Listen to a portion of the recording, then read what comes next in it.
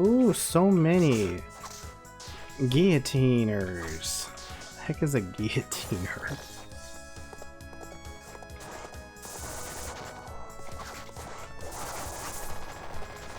I'm definitely curious about that thing. Like, that's just screaming, I'm an enemy taken from some friggin' lore thing. Why am I going this way? Burn up some succubuses? I don't really want to. I don't really feel like doing that. It is a Tuesday.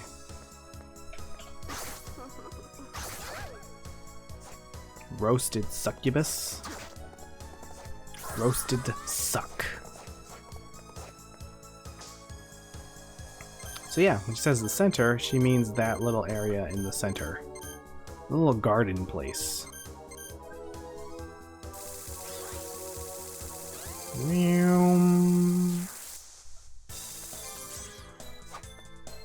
So yeah, I don't want to use this anymore. Go back to Aranis.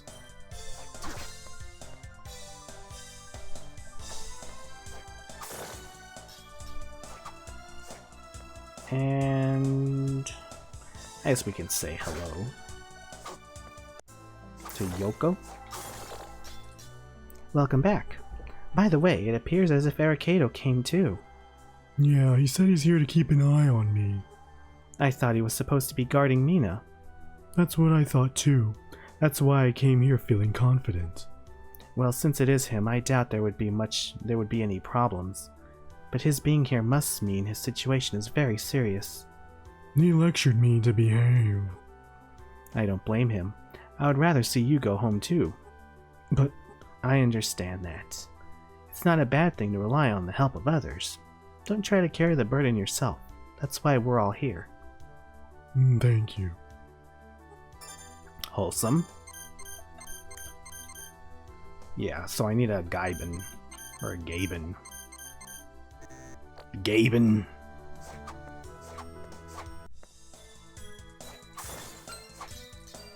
So I'm still debating on if I should get that. If I should spend time getting the Banana Boy.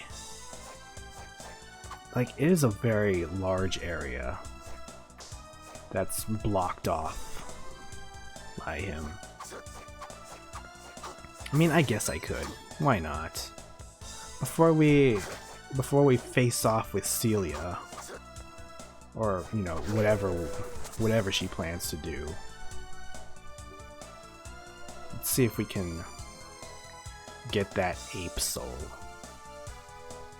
and uncover some of that map already.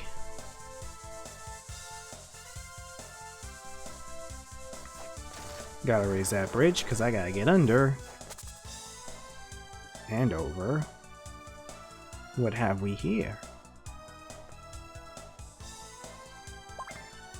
Crimson Cloak. That probably would have been nicer earlier because I don't... Yeah, it's not better than that.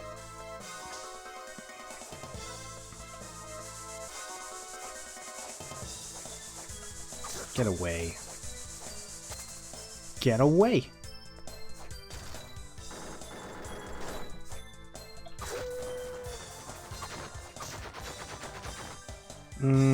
Probably not the best place to farm them.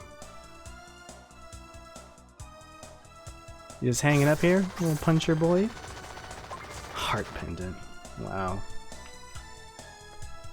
It's not a good pendant. Definitely not a good one to hide either. Oh, and yeah, technically, yes, there is an area down here as well. I guess we can take a look.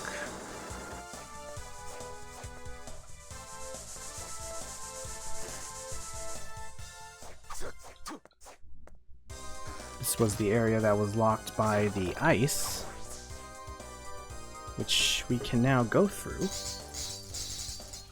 It's gonna be fun doing both at the same time.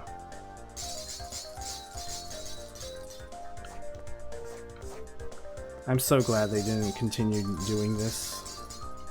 This whole touchscreen mixed with gameplay.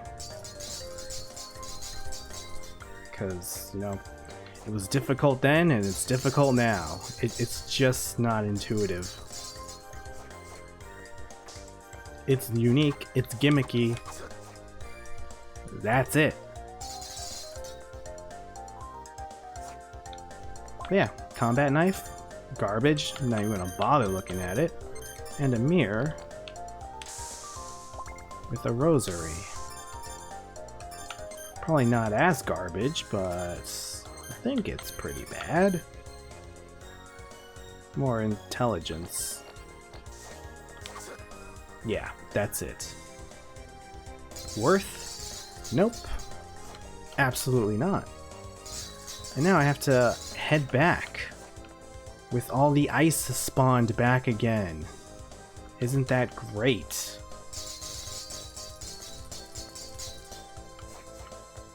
That's why there are uncovered parts of the map.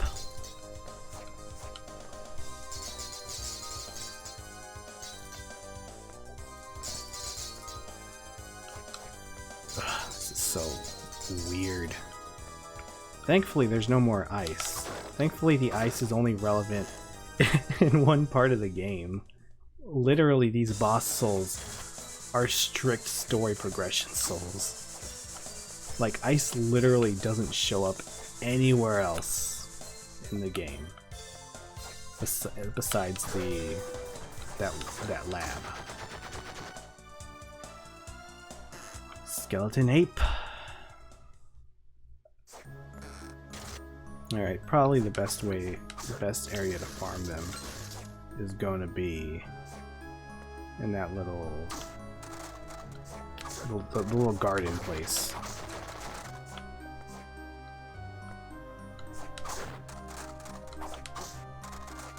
Which I should be right here. So I might as well.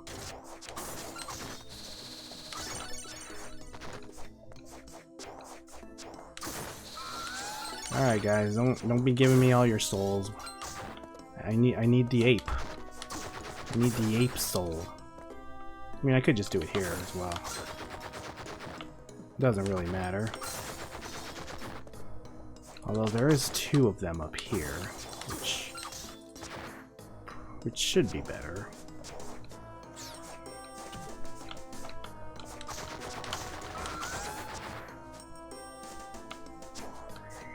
There's an Oon in the way though, but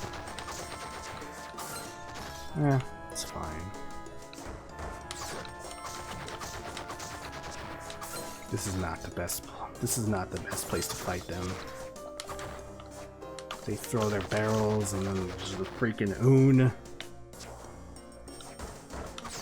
Corpse weed, I guess, technically. It's not an Oon, it's a corpse weed.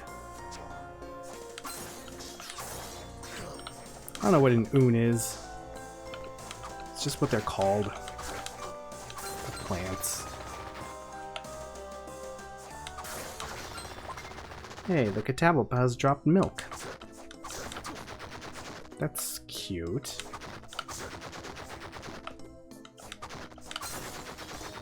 Which, by the way, the skeleton ape has a very bad soul as well. Also, very much unused outside of one area. They really like to do that. Give you a very bad soul that's very difficult to get, strictly for progress sake.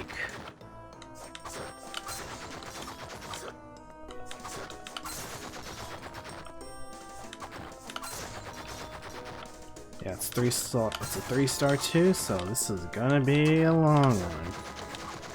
Rise of the Skeleton Apes. No, I can come up with something better. Rise of the Planet of the Apes. There we go. I know that's not any better.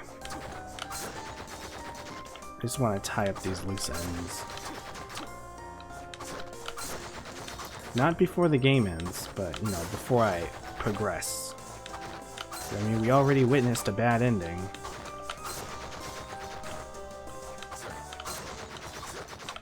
If it's following the same rules as Aria of Sorrow, then we should be, we're definitely more done with the game than started.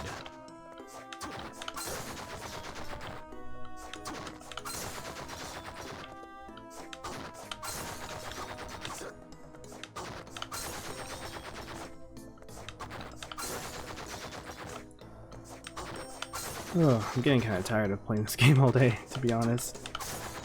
Yeah. That's what I mean. This is technically how Portrait of Ruin came to me. Like I played a lot of it in one day. This would be about the time I would have stopped playing. I would stop playing and finish it the next day. I'm not saying I will finish it tomorrow, but like it's what would have happened.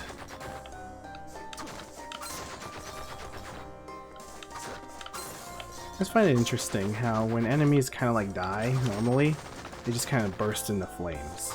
Like when they don't have any special death animation in particular, they kind of just like got the little flame burst into flames. A little strange. It kind of makes sense if you use like the vampire killer or some other like demon or vampire slaying weapon. Which I guess technically, you know, I am wearing a demon slaying katana. Okay, you got me there, but I assure you the same effect would happen if I used like anything else. Even if I punched them with my fists, they would burst into flames.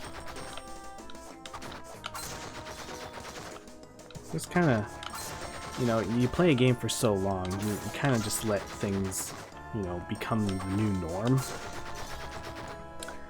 But, you know, sometimes you just take a moment to reflect, like, wait, why is that? Why do enemies burst into flames when they die? Why do candles hold money? Why are hearts currency for mana and not health? Why are things the way they are? I don't know, man. They just be the way they be. And when things aren't broken, some people don't fix them.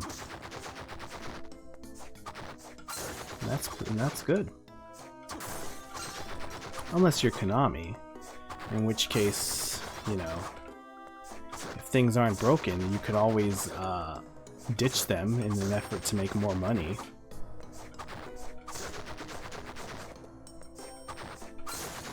I wonder if Castlevania will ever really make a return. Because right now, Konami's using the Castlevania name for, I forget what they're called, but like those slot machines in Japan. You know, gambling, which is a shame. Like, imagine if they did that to like Mario or Zelda or Metal Gear Solid or any other beloved franchise. Like, what if they just stopped making games? You know, they're just saying like, okay, we're done making games. We're just gonna port them over to slot machines and casinos. So if you want to see your beloved characters again, or your graphics, or any sort of gameplay that resembles what you love, you're gonna have to force it money. And even then, it's not really a game. It's just a visual representation of you spending your money. I mean, honestly, I don't see how. I really don't see how much greedier you can get than that. Like, what else can you do that's greedier than that? That's more than being a sellout. That's advertising your selloutness and somehow turning your sellout into direct money. Like, you're making your companies directly. Like, I can't explain it. It's baffling how much of a sellout move that is. Yeah, but I do wish I could see, like, maybe 5 years down the line, see if by chance there's ever been they ever decide to release a new Castlevania game. I mean, I know they're gonna remake Castlevania games. I mean, Konami they just released recently a classic Castlevania anniversary on Steam, which, you know, obviously I picked up. But, you know, I don't count remakes as new games. People shouldn't count remakes as new releases. They're not. Oh, here, we got it.